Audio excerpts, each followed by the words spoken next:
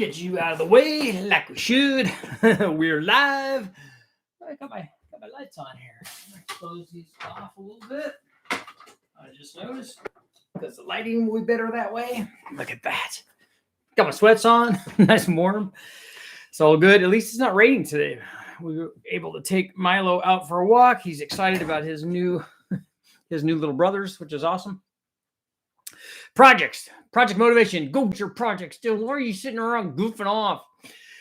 Okay, enough project motivation. Go get the stuff. 5 project updates, though. The cylinder heads, 2 of them, a swirl head and a G head, OG head. The ported versions from the car farm are on the way. I just got tracking information. Not that Ben and Brian need to send me tracking information. Really, if somebody just tells me I just sent something out, it's good enough for me, because if you're not going to be that guy and actually do what you've said that you've already done, then I'm probably not going to want to deal with you. But those guys do what they say. In fact, they do way more than they say, which is, it's the right kind of people to be around.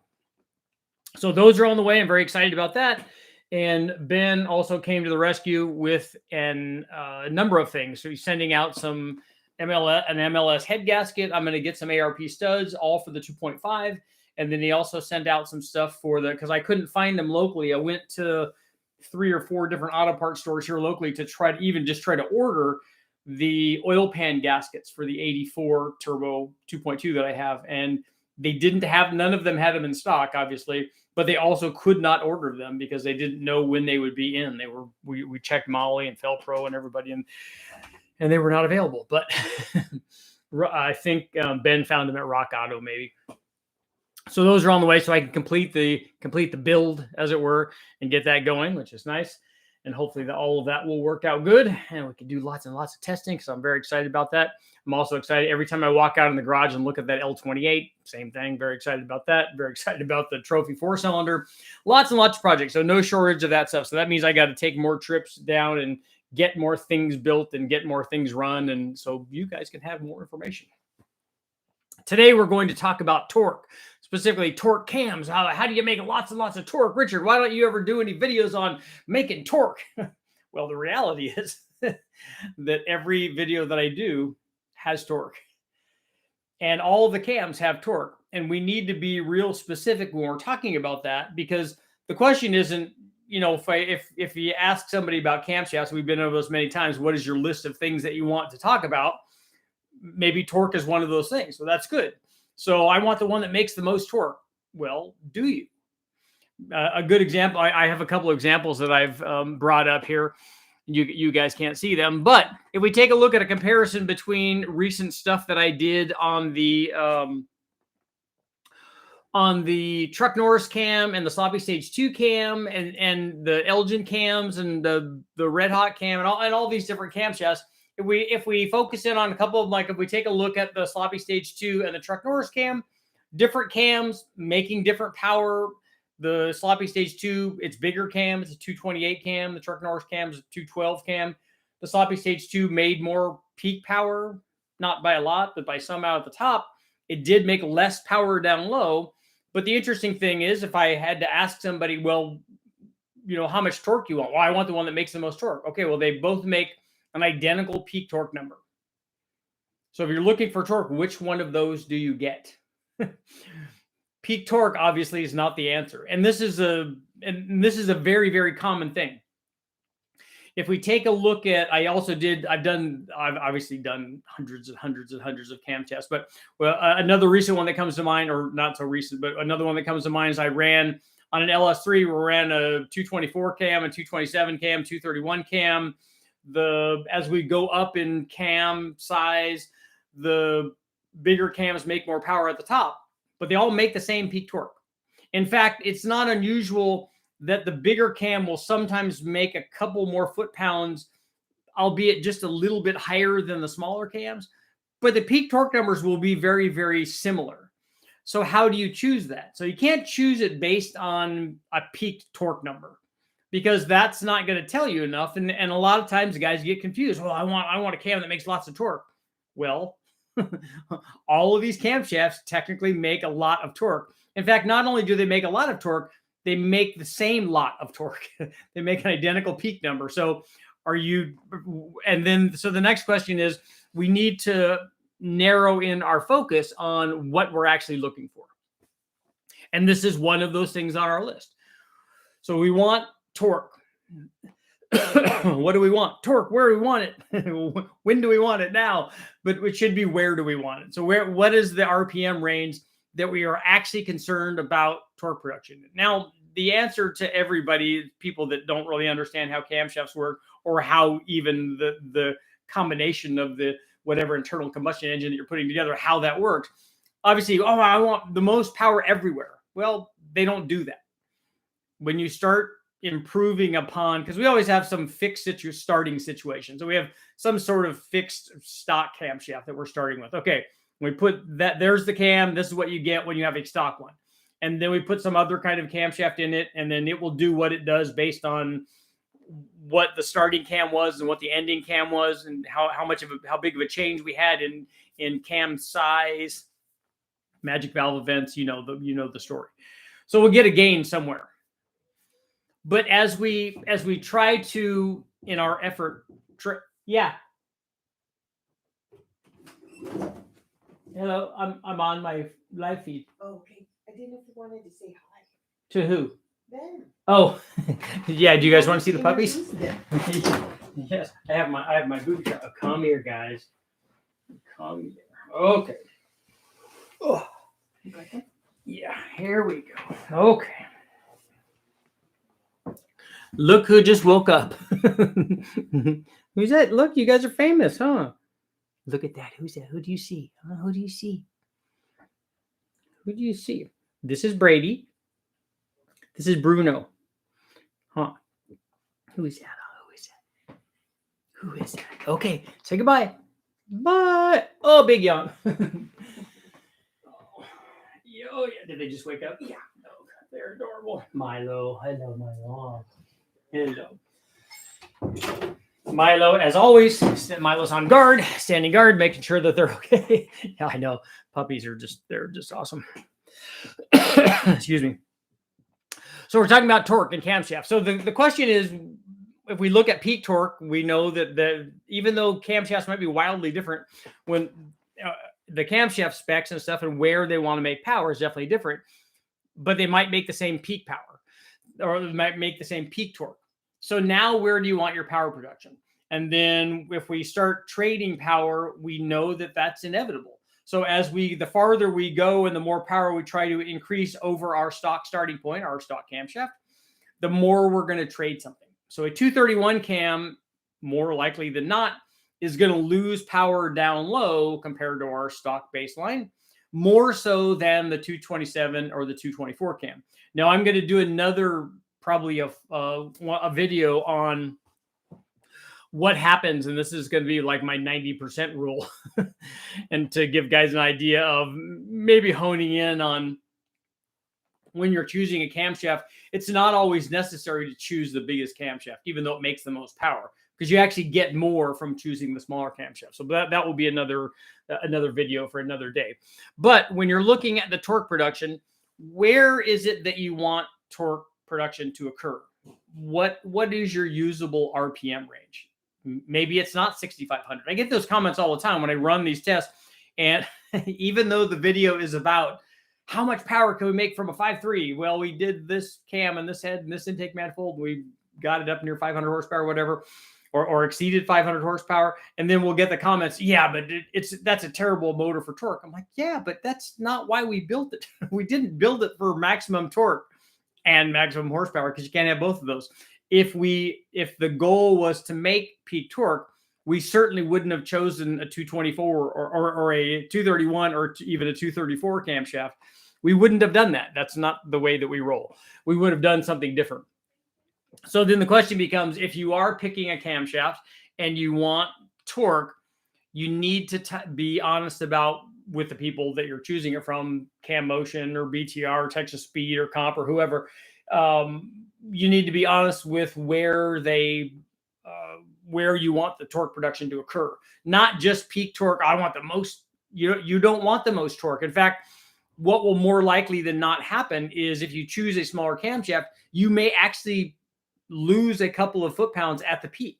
but that's okay. You're definitely going to lose power out at the top. But if you lose a couple of peak foot-pounds, that's okay. But you may pick up 5 or 10 or 15 or 20 down low in the areas that you want it. The other thing to think about with camshafts, particularly more so than these other things, and that is that if you're looking for a bunch of torque production at 2,000 RPM, it's not going to happen with a camshaft. You're not going to make major changes with that. The possible exception to that are VVT cams, and quite honestly, the factory one probably is working pretty well at 2,000 RPM, at least at wide open throttle. So it's very, very hard for the camshaft to make those kinds of changes down there, because as we get lower and lower RPM, the power production of the motor becomes more and more focused on simple things like displacement. The biggest way to add torque production, short of boost, obviously, or nitrous, and I don't know that you want to be hitting nitrous at 2,000 RPM, but hey, maybe it's a diesel application. Maybe you guys are doing that anyways. Would be to just make it bigger. If you want to make more torque from your 4.8, well, make it a 5.3. And then if you want even more torque, make it a 6.0 or 6.2 or 383 or 408 or whatever. The bigger that you make it down there, the more displacement you'll have, the more torque output you'll have. There are other things you could do. Compression helps a little bit, not anywhere near like displacement does. Compression helps, runner length helps. Even head flow is not going to be, if it does add power or torque down there, I'd be very surprised. And if you did, it's because you had just a terrible cylinder head. But as we know, at least on the LS applications, that's not going to be the case. Now, you might be able to do that on a 5-liter Ford, for instance, because those cylinder heads they're just not good anywhere. So you might be able to get power at 2,000. But again, the gains that you would get there from that are not going to be huge. And then also know that when you have a camshaft, if you get gains at 2,000 RPM, because let's be honest, you're not going to be at wide open throttle below 2,000 RPM because your stall converter on automatic is going to be less than that. You might be at wide open throttle below that on a stick car, but quite honestly, if you are, you need to downshift into a lower gear. You should not be going wide open throttle at 2,000 RPM or below 2,000 RPM. You should be in a different gear because you'll get better multiplication and it will feel torqueier because you'll have better gearing, and you'll also have more power from the engine, more torque from the engine. So if in a realistic range, let's say like in my truck up to 5,000 RPM, you'll get much better torque gains at 5,000 RPM than you will at 2,000 RPM, specifically from a camshaft, because it's going to gain more as you go up in engine speed. And quite honestly, the factory camshafts more than likely are working fairly well down there already. And then they tend to lose power at the top because let's face it, from an OEM application, their design goal from that is, let's make a lot of power out at 6,500 RPM or even 5,000 RPM. Their design goal is, here's our power goal. Okay, that's very easy. That's not a problem because we have cylinder heads and intake manifolds and displacement that will easily make that happen with what is really a teeny tiny little camshaft, a 190, 191 at 50 in the case of the 4.8 and 5.3. If that gives you any idea how easy it is to make power, that they have all these other things, it's very easy to do that camshaft. But there are other things that they're working on. We wanted to get this kind of fuel mileage and last this long and be this easy to install and cost this amount and all the other things that are going into their factory cam choice. But down there, going to be hard to get big gains from torque. But as we go up in RPM, you can start getting some fairly consistent stuff. So that's the range that you're interested in. Look for obviously small mild camshafts. The other thing that comes into play here is, as we do this and we're looking for more torque, one of the ways to get that is to tighten up the LSA on these things. If you tighten up the LSA, typically we improve low and mid-range torque, sometimes all the way in the RPM range, all the way up to 6,000 or 6,500. If we have the valve events right, we can pick up power everywhere. But again, there's always a trade-off. And then the trade-off can become idle quality and fuel mileage with a tighter LSA. So again, unfortunately, there's no free lunch, and we always get one good thing and then one not so good thing. And so just expect that you're going to have that. So, camshafts, there's a lot going on. Let's get a poll going. Our polio.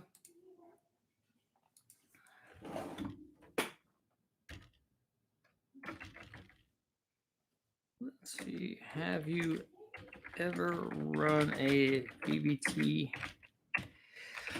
So the poll for today is: have you ever run a VVT cam? And I'm going to make this even.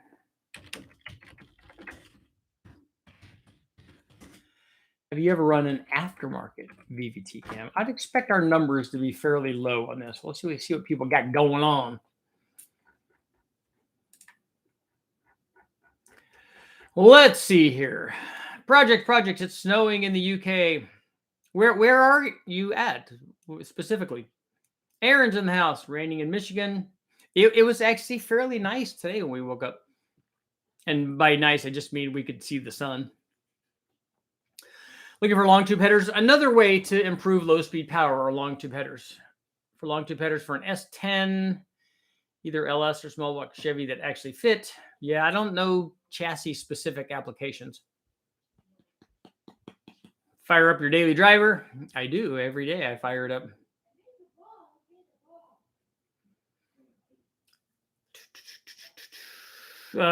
Century, you got the cams to work? Oh, 2 teeth off. That will definitely make a difference.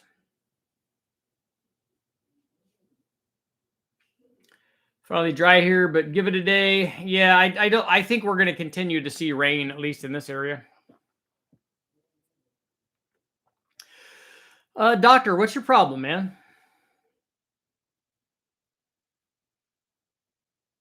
Is this your first time here? Or are you new?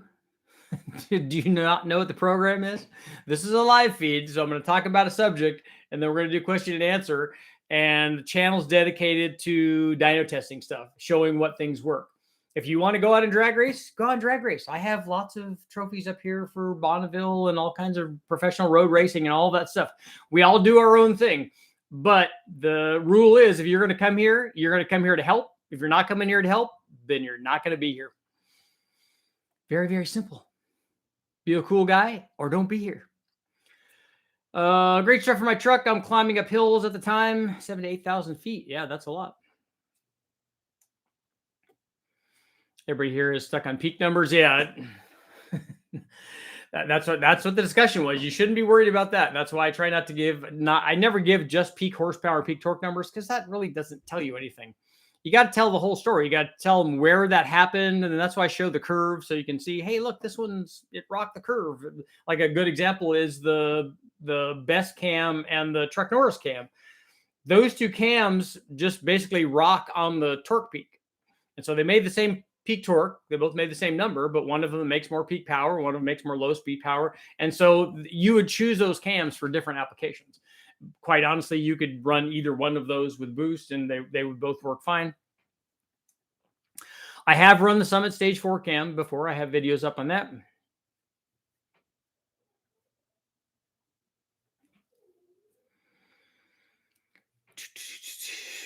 Woody's, if that's for me, there is some flooding going on here. Not at our house, so we're not that concerned. We have a creek back behind the house that's up fairly high, but if the rain stops, it hopefully goes back down.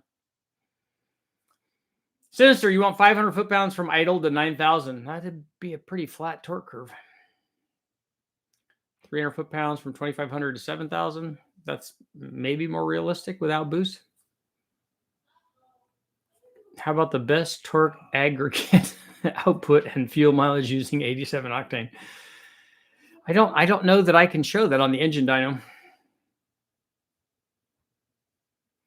Just got an MWC K member, a manual rack for 2000 Camaro. That'd be good. Camshaft to have a CT525 and a jet boat. That should work pretty well in a jet boat. Jet unit holds engine to 5,200. It's about the torque peak. Can I get a cam to move peak torque up in their rev range? And can I expect to run more RPM? Yeah, in a jet boat, you're just going to want to make more more power at the RPM range that the jet's running in. So what RPM range are you running the? I know the thing when you nail it and you're trying to motor down the lake, that the RPM is going to flash up, kind of like a stall converter does. But then it's going to stabilize a little bit, but then it's going to climb a little bit as engine speed goes up. So where are you running? Where is that fairly narrow RPM range on your boat? Where's the rest of the LS9 ratio? I don't know what that is.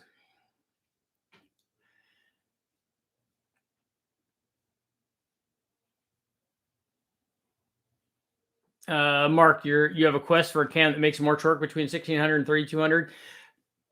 That's going to be a tough order, something that makes better torque than the stock camshaft. But you could pick up some.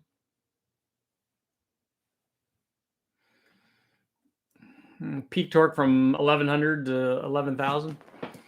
That'd be a good camshaft, huh? That'd be a super magic one.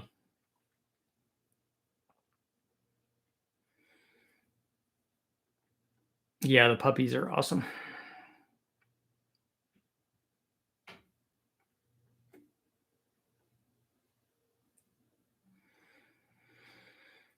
Where's the rocker? Where's the ratio rockers on any cam test? You mean the stock LS ones? Or the Ford ones? Or the Chevy ones? Yes, horsepower and torque are related. One is work over time. When we show them on a graph, it's pretty easy to see where they plot.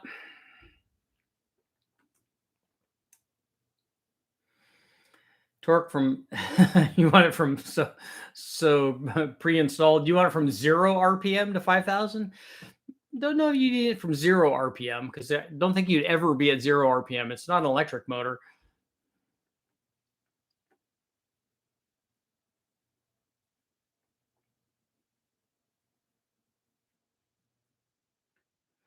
Exactly, Sergeant.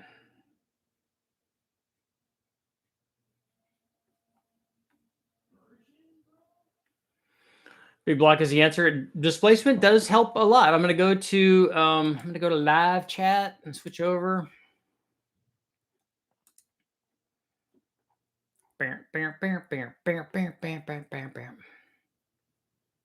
Let's see.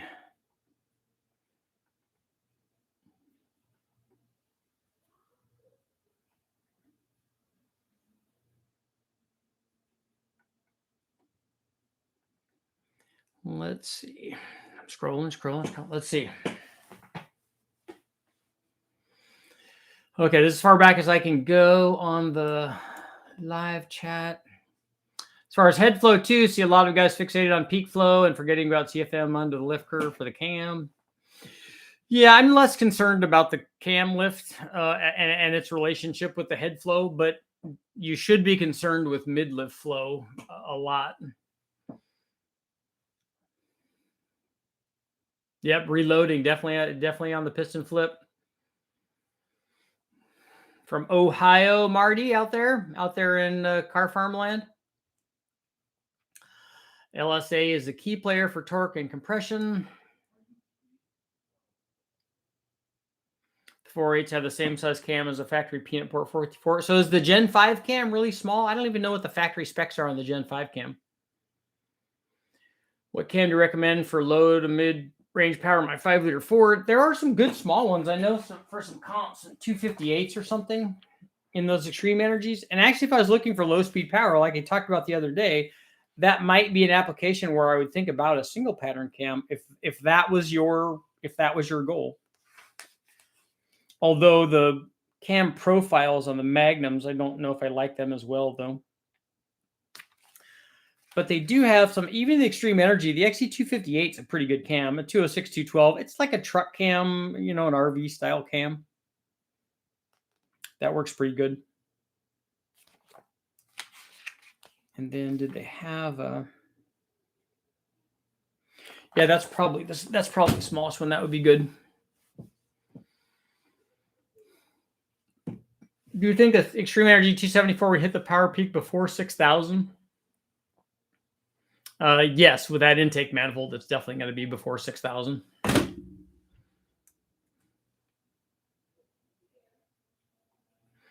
What are options for aftermarket VVT cams? Most guys have them. I think Brian Tooley has stuff, and Texas Speed has stuff. Cam Motion has stuff. I think that they have replacements for those. I've never seen any testing on them to see what they gain on the VVT stuff.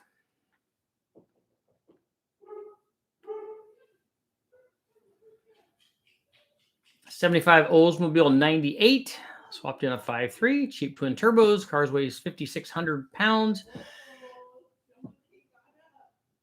What are you trying to do with it, Kevin? And I normally recommend a small cam on a 5.3 anyway. And what size turbos do you have and how much power you're trying to make? You gotta throw some information our way and then we can help you out. My 225, 231, 112 LSA lost a lot of low end. Did you run that on a 4.8 or a 5.3 or something? Is a mother thumper a torque cam? I don't know how small do they have mother thumpers for big blocks? I don't think I've ever even run one. 227, 241. That's not what I would pick for a torque cam. I'd pick a small extreme energy. Like a 212, 218 would be good. And if you really wanted to do it down low, a 206, 212 would probably be more likely.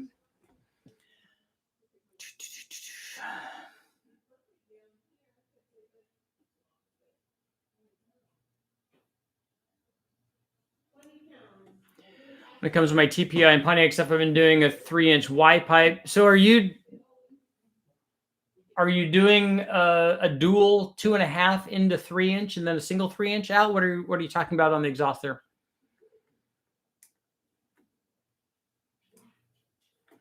When Vanos works, it's great most of the time. The early BMW stuff was just an on-off thing on the Vanos, right? But they vary it now a lot, right? We had tornadoes a few days ago. They actually had a tornado here in it's 35 miles away from us, but in Sacramento they had a little tornado, but it was a category 0. I'm like, what is that? That's a category 0. This is like just a picture of a tornado, right?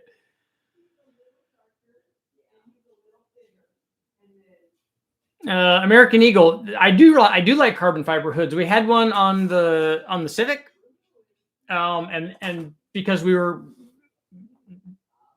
eventually we were going to road race this thing, so a carbon fiber hood's a good idea. On the Del Sol, on this car, we ran a lightened stock hood. We just gutted the frame all around it, but it's so flimsy and stuff.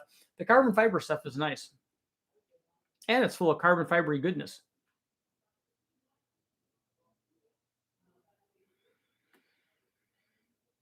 Speed Antiques theories. Unless your car is heavy, should you be chasing torque or de-stroking going for revs? Well, why would you de-stroke it if you're going for revs? Why don't you just keep it the same displacement and then you get all of that? Because you can still rev it without de-stroking it. Swapping a ZR1 cam into my Gen 553 to retain VVT with my DOD. I don't know what the spec changes are on those Gen 5 motors.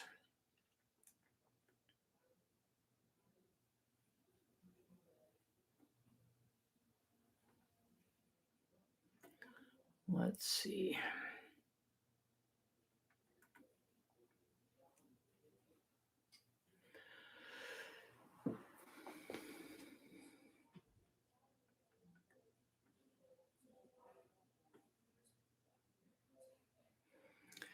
Neil, oh, so you're 40 minutes from London. Okay. I ran a few Trans Ams with M6 boxes. Cool. What cam for a Peanut Port 454 in a heavy truck? Something small, like I was talking about. The very small extreme energy ones, like a 206, 212 or 212, 218. Salvador, my Turbo 3800. I'm excited already. Finally hit the dyno. I'm stoked. 23 PSI, 550 horsepower, 500 foot-pounds. Is that on a chassis dyno? Is that at the tire? We ran out of boost. 8 PSI wastegate spring, got up to 23. Wasn't able to hit fuel or knock limit. So did you just have a manual controller on it? Or was it an electronic controller? So give us the deets, man. Is that a go-kart trophy? There is one go-kart trophy back there. Yeah, I did some go-kart racing. Man, that's hard on you. Especially if you haven't done it for a really long time and then you jump in thinking, "Oh, I'm still the king of go-karts." And then you come back with bruised ribs and stuff and everything is black and blue in here. So you got to wear the rib pad and stuff. But yeah, I did some go-kart racing. It was fun.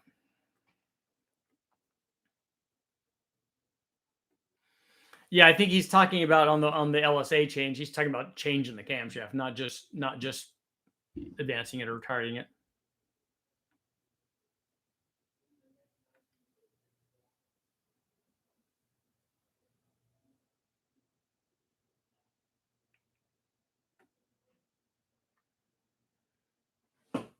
I ran at 220, 600 lift, 111 on my LS2, and it worked great. That should be fairly torquey then. Every cam works great. My small 212, 224, and my Impala with an LT1 makes 360 foot-pounds down low to move 4,300.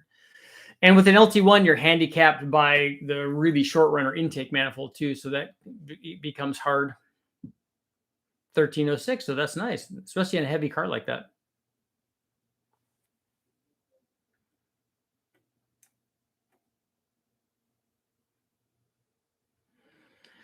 Hello, is it still the Comp 268 for a flat top peanut port 454 RPM air gap long tubes? Yes.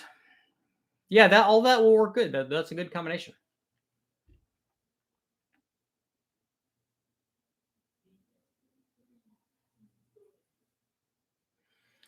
I'd like to see the Mercury Marine twin NA twin throttle body intake.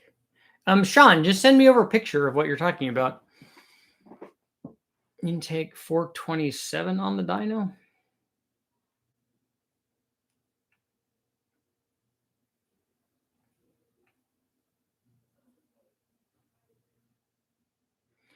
Did you say at one time a camshaft isn't going to help much with spooling a turbo any quicker? No, what I said is if you have a camshaft and it proves low speed power, that will help spool the turbo because that's what's going to help spool a turbo. Anything that you do to improve low speed power is going to help spool a turbo.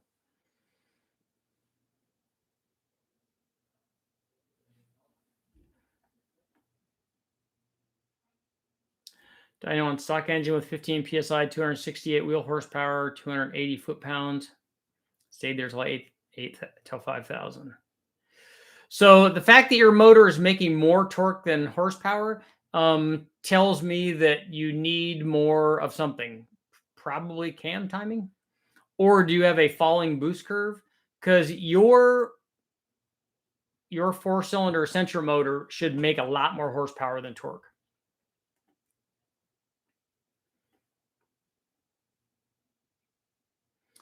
It was on a hub dyno, torque converter unlocked, electronic boost controller. Okay, stop gaining boost after 69 duty cycle. Okay, yeah, so sometimes you got to play with that stuff. I'm not sure the 4.7 swap made more power. It didn't. A 4.7 swap didn't make power.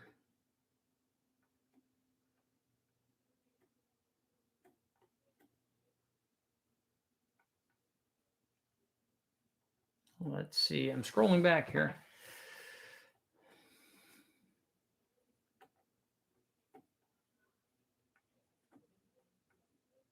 Man, did I miss a bunch here? I don't know why. I don't know why this.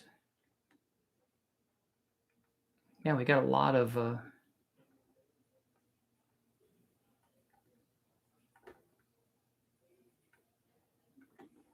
trying to scroll back and get back to where I was here. Okay, here we go. 550 lift, 222, 232, and an Elm 7. That's a pretty decent cam. Is it an NA cam? It should make good power. It's bigger than I would put for a turbo, but if it's an NA cam, that should make good power.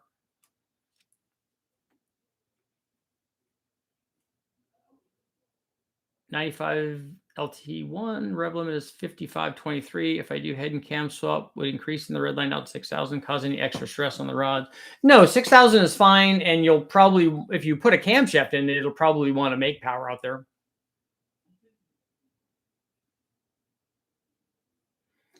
I'm saying with ratio, if you could do the LS spec of 5:3 ratio versus LS9, maybe with adjustable rockers, we can put different rocker ratios on an LS3 if that's what you're asking.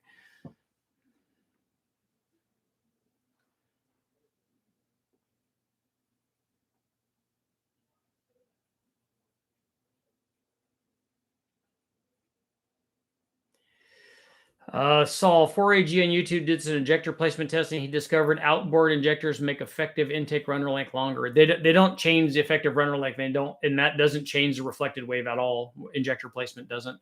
What injector placement does do, and it will add power, is it will change the air temperature, and you'll improve power from that. I have a video up on the Honda stuff where we move the injectors out in front of the air stack on an IR setup. And I even made a slider so that we can adjust it in and out.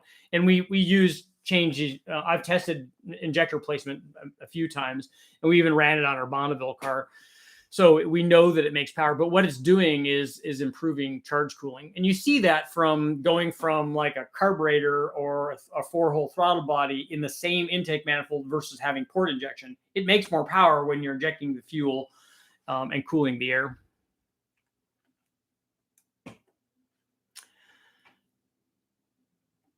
Richard, I have a 75 Oldsmobile. Oh, a hearse. Hello, Swap Night Twin GT35. Is there a cam you suggest? Yeah, Kevin, I need to know what displacement the motor is that you have in that. But a Truck Norris cam and a 5.3, if that's what it is, will work well with those Twin GT35s. The GT35s are going to be 1,000 horsepower turbos if you want that much. If you don't want that much, then I would go with smaller turbos.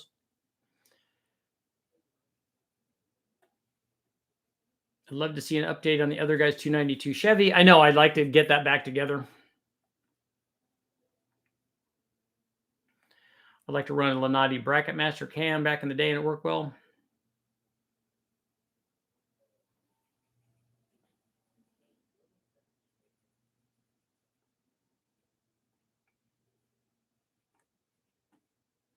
Hamilton jet, axial style pump, different to American turbines. Yeah, I'm not familiar with the axial deal. I mostly run from 3,000 to you.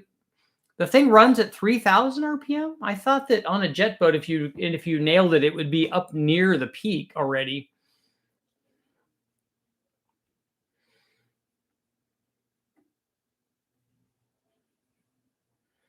I wanted to buy the Summit Racing crate, but I'm not sure if it's a good buy. I like Wrecking Yard motors, but having a new one is also good.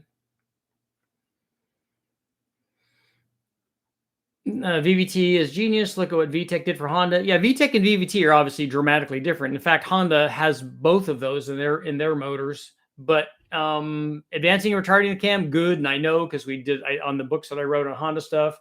I did it until we went to the K series stuff. We did it, individually and mechanically with cam sprockets, and it does change the power, obviously. And the ideal thing, looking back at those, we're like, hey, yeah, we did this and it lost power here and it gained power here, and we did this and it did the opposite. I'm like, it'd be nice to have all that, and with VVT, you can have all that. And then with VTEC, you get two distinct cam profiles. So you get a small cam and a big cam. Again, same thing.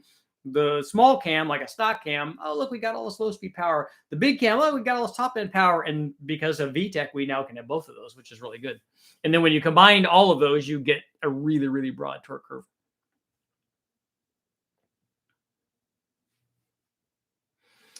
I remember Steve Dulcich saying that torque is generally based on cubic inches. He was talking about NA. That's around so much you can do with the cam.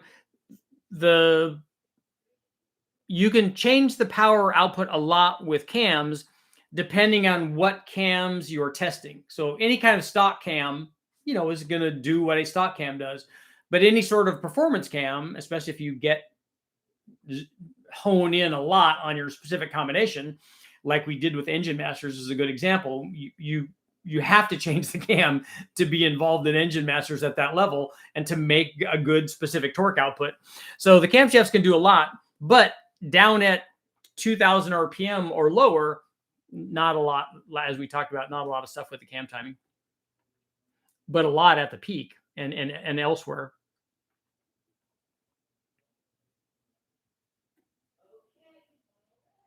curious to see what a graph overlay of intake and exhaust camshaft swaps would be like if you just swap the intake and exhaust cams.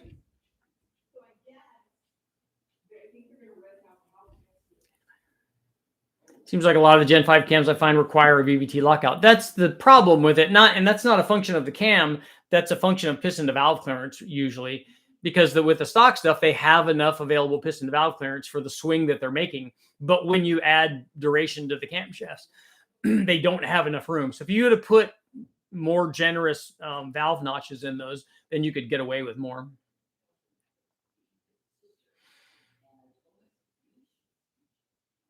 And the amount that they swing them at wide open throttle is usually not very much. 9, 10, 12 degrees or whatever, usually not very much. It's when they swing them 40 or 50 degrees during cruise and low speed stuff where you'd really run into problems.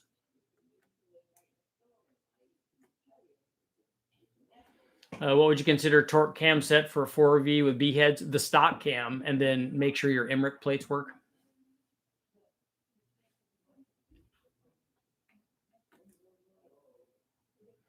Gen 5s are 193,203. Yeah, that's pretty small. Hunter, dual 2.5 to 3 and a clean Y pipe transition. So you made it actually a Y and not a not a 90 degree. If it merges together like this, that's better for flow, obviously, than like this. Although I've seen a lot of factory ones like this that honestly actually work pretty well. Are 4.7 swap camshafts to gain power? No, not really.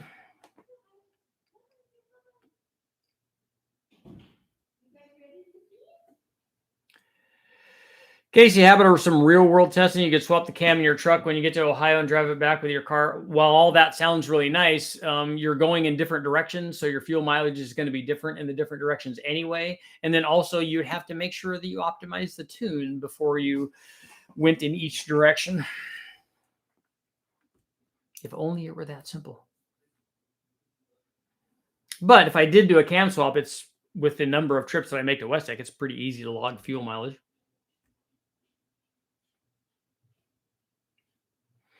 Like to run a VVT cam in my Gen 5 5.3, Gen 4 5.3. After talking to Brian Tooley, he did say that they've done testing on the Gen 3 and Gen 4 LS stuff with VVT, and it didn't gain nearly as much power as it did on the Gen 5 stuff.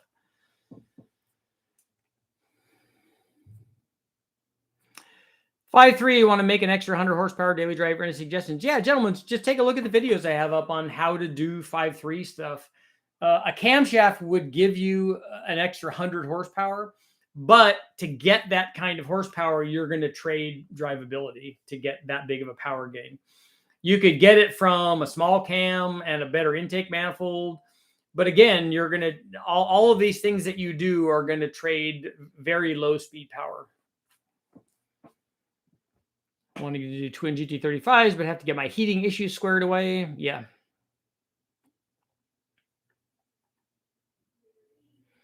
Almost every cam is a torque cam in a Pontiac 455.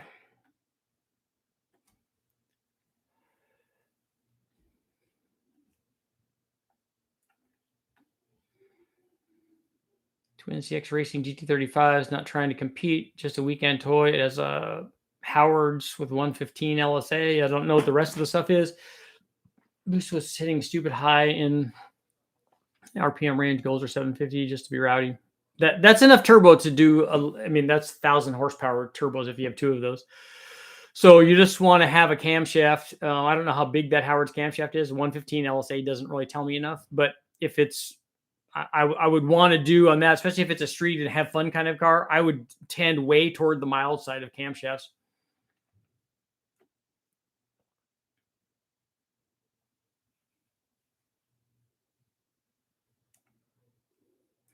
Yeah, carts do kill ribs. That's hard on stuff.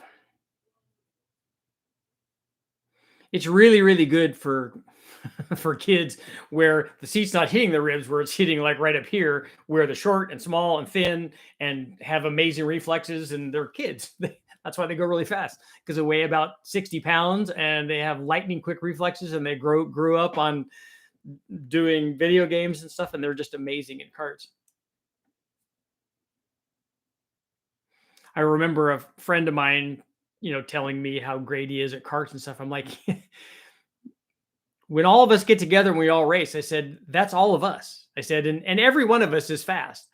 I said, but walk over to the wall and look at the names on the walls of the guys that are 2 seconds a lap faster than you. And this is on a small go-kart track. I said, you're not fast. I'm not fast. And I think I could beat you, but neither one of us are fast.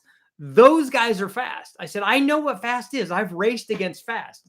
And there's no way that they should be able to do that. I said, and yet they do. So please don't talk to me about being fast. Eddie Lawson. Yeah, I've actually been on the track with Eddie Lawson before. He was gangster.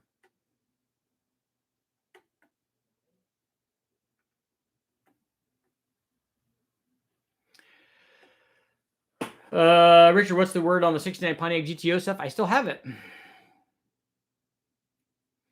I need some opinion having an LQ4 board to 6.2. Make sure that you check the wall thickness because that's thin. Sent an article on the Mercury Marine LS engine. Okay.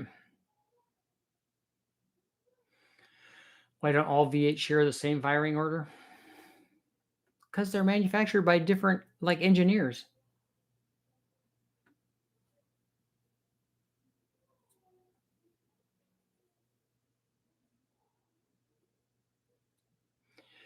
Ryan, 621, 256, 264, 427, Super Victor intake. Is that a 220 head? Is that a LS or small block Ford? What is it?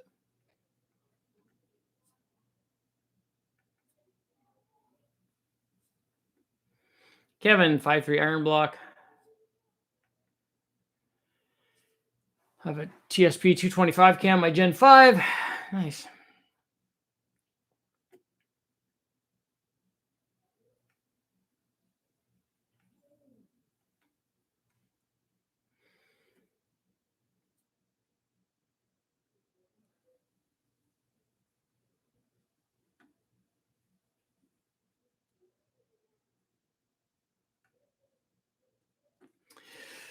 When is less valve lift ever good? Well, I thought that a lot of people would want the NSR version of the Truck Norris cam, but I was surprised that more people buy the one that requires this valve spring upgrade. I thought just because they could save money and not have to change springs, even more so the less the money thing than just actually having to go through the spring swap thing, which in my opinion is more involved than doing the cam swap. But they want to do that.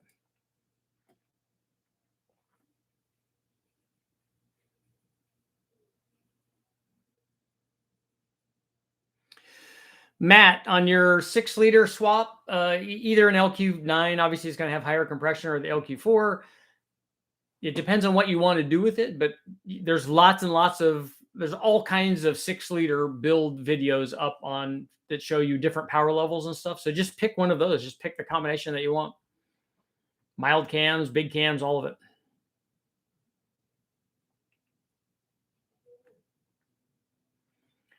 Big cubic inches, they do help the low speed torque blues.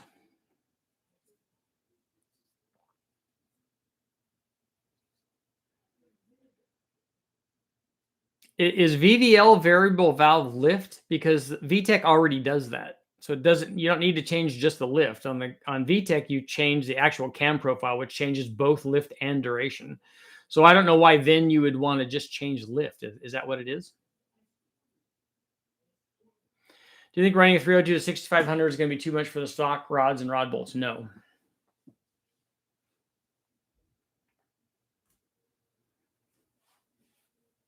Tom, I see LS flat plane cranks listed on Summit Racing from Eagle and K1. Are these legit? I don't know. I did see an ad for one. I thought was it from Scat? Did you list Scat? I thought it was from Scat, but somebody had flat plane cranks. I'm not interested in those because I would never put one in any kind of street car.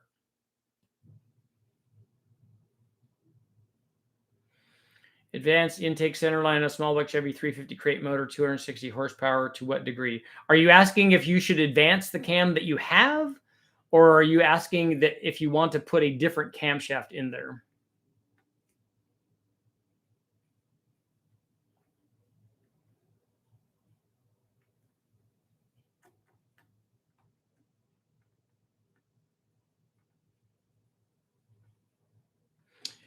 Casey, I do have some Turbo 400s. They're from the Pontiac stuff. Richard, have you ever done a direct test between a Performer and a Performer RPM for which engine family? Yes, on a small block Ford. I think so on a small block Chevy. Would you use a Summit 303 Plus in a light car for the street? Would it be too much duration? Be a grocery getter, an errand runner, full throttle.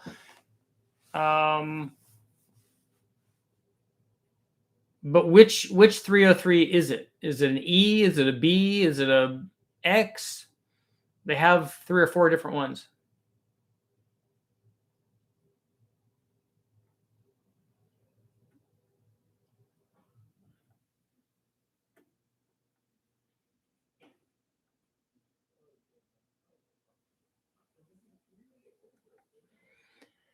I need a carbon fiber kite and a bunch of helium. People weight makes a big difference on carts. Could you get your hands on a Motown LS? Nope. Those are expensive.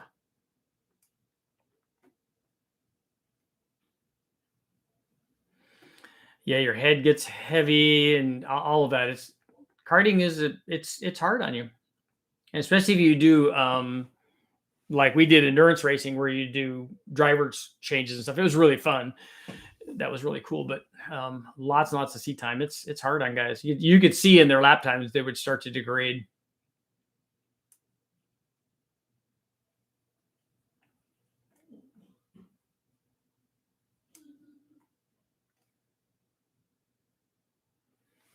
Richard, is 11-to-1 compression too high for pump gas with a stock 350? Yeah, if especially if you have an iron head on it, that's probably too much.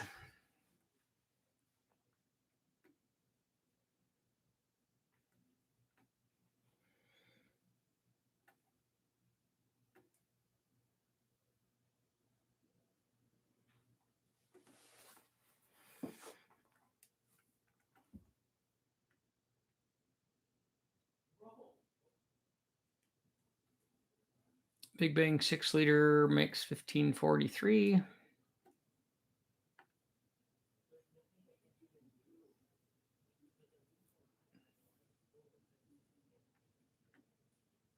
Aluminum heads is doable. The problem is you're on a small block Ford. You're into that range where you're starting to probably have to trade. You're having to balance timing curve and octane and detonation, and so why be there? You should give yourself a safety margin. You're not gonna miss whatever horsepower you give away by dropping the compression into a safe range. I'd rather be able to go wide open throttle all the time without having to worry about it than go, man, I can't believe I'm missing that 8 horsepower or whatever.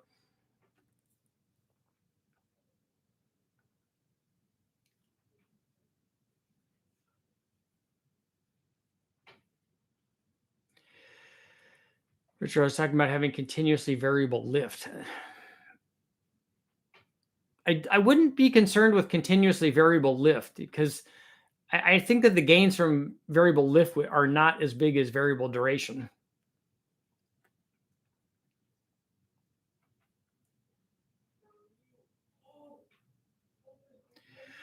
Would there be a difference in Gen 6 big block Chevy roller cam versus a Mark IV with a roller cam conversion? Does a Mark IV? Well, I don't know how you're gonna how are you gonna duplicate a stock Gen 6 camshaft? The roller conversion is going to be a little bit different because the base circle is probably going to be different.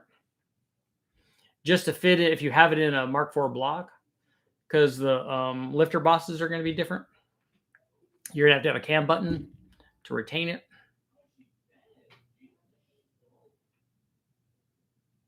I want a torque cam for my 96 462 valve. Any ideas on that one? Yeah, just leave the stock one in. Make sure that they're degreed properly.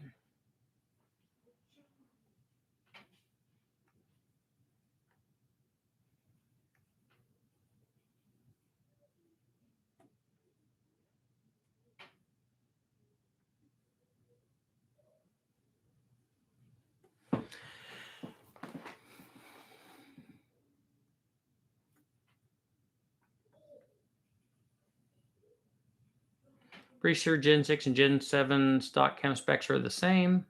So the 8.1 and the 7.4 are the same?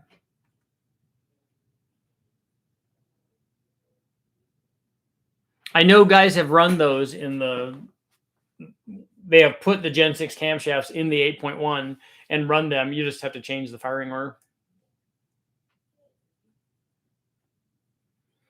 15% gain, cam only on a 462 valve, maybe 2i. Well, Daryl, take a look at all of the, I have tested all of the comp cams 462 valve cams. I have videos up on that that tell you exactly what they do. Big Bang Magnum testing, probably not on that. Can a cam 6-liter with twin GT3582s make 800 wheel horsepower? Yes, pretty handily.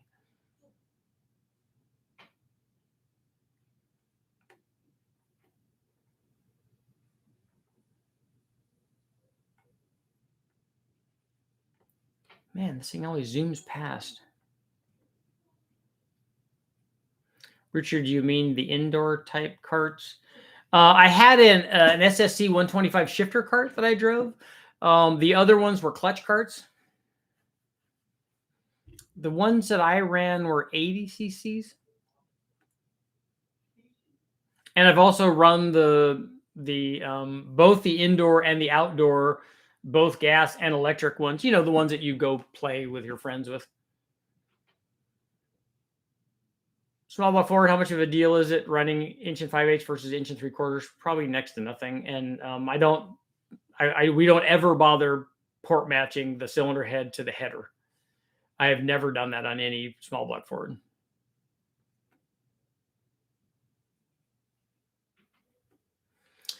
Would you drive an RD350 powered shifter go-kart? Is that what you're talking about?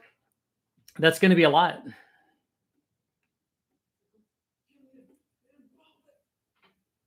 What is the LSX versus the LSA?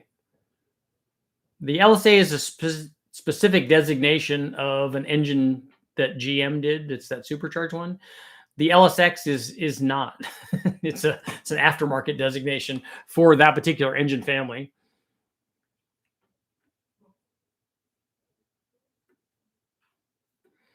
Yeah, Clint, if you're especially if you're running twins, and the bigger that you get in your turbo's output, the smaller the cam you want to get response. So it gets worse and worse as you go up effectively bigger in turbo or turbos in your case.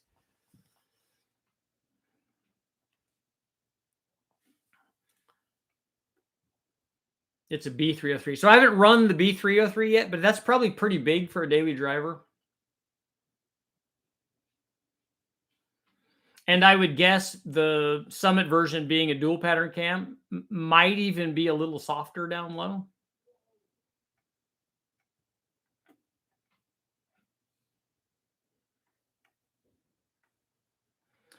The RD350 was also on methanol. We had a guy that I grew up with, and I never drove it though, but he had an RD400 on his, and I don't know how hopped up it was or anything, but I remember him telling it about us when we were at a Chevron station because my buddy worked there, and we got to just go over and see it. We never got to drive it, but it was pretty cool, and I'm sure kind of diabolical.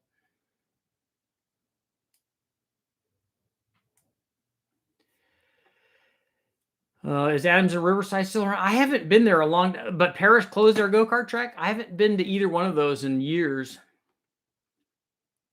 but I have been to both of those.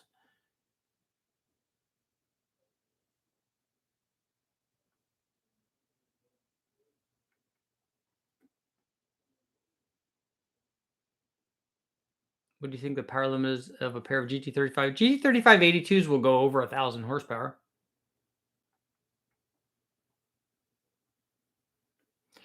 Kenneth, I have no idea on your hesitation. I don't know if it's a problem with your transmission, a problem with tuning, all of that stuff.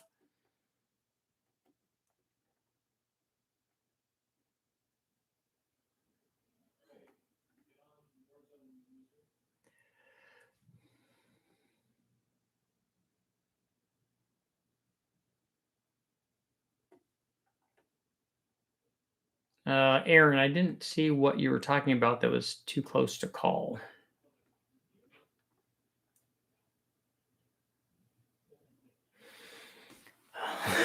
Diabolical at 6,000 RPM when it comes on the pipe. I used to ride an RD400. A buddy of mine had one when we were growing up, Dave Nasrati, and he let us drive it around, and they were a lot of fun. And I knew nothing because I was stepping up from my CL100 up to that, and that was obviously a lot more motorcycle.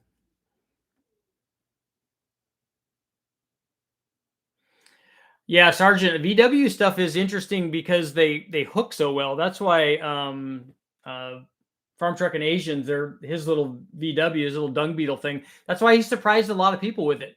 Because even if it didn't have a lot of power and didn't run lots of mile an hour, I think that thing was still pretty quick. But man, it would get off the line pretty hard.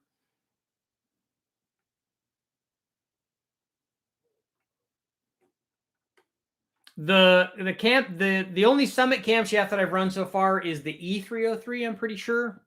And I haven't run the B yet.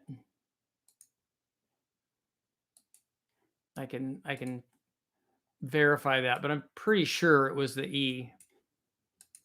Small block Chevy, 302. 302.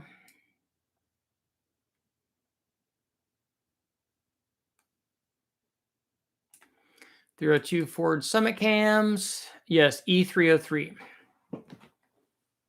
I also ran the Extreme Energy 274 camshaft as well.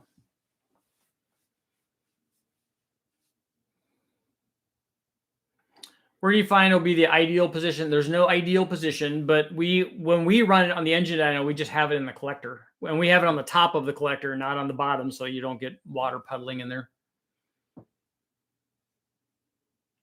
Clint with a 224 112 cam. Would a big single or twin GT35s be more responsive? Take a look at the twin versus single, but that's all going to come down to exactly which twins you pick or which single that you pick. The configuration isn't going to be more responsive. The turbos that you pick are going to be more or less responsive. One more minute. I'm going to go ahead and close out our poll. I haven't even checked it yet. Have you ever run an aftermarket VVT cam? 10% are saying yes, with 90% saying no. The E303 is 220. Yes, 1 minute warning. What cam should I run on an LS2 if I want to make 500 wheel horsepower? You're not going to make 500 wheel horsepower with an LS2. At least not if a cam is the only thing that you're changing. The only way to make 500 wheel horsepower with an LS2 is you're going to have to change the cam and the heads and the intake manifold. And even then, it's going to be a little bit of a stretch. We've made 500 or 600 flywheel horsepower, which is going to be about 500 wheel horsepower, depending on which trans and everything that you have hooked up. But it takes a lot more than a camshaft.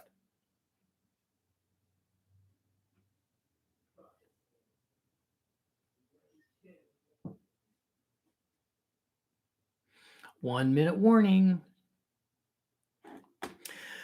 And on that note, it is time to go. That was actually 1 minute. I've done it. I've actually made 1 minute, 1 minute. Thank you guys all for showing up. I will be back tonight. Bow. Happy holiday.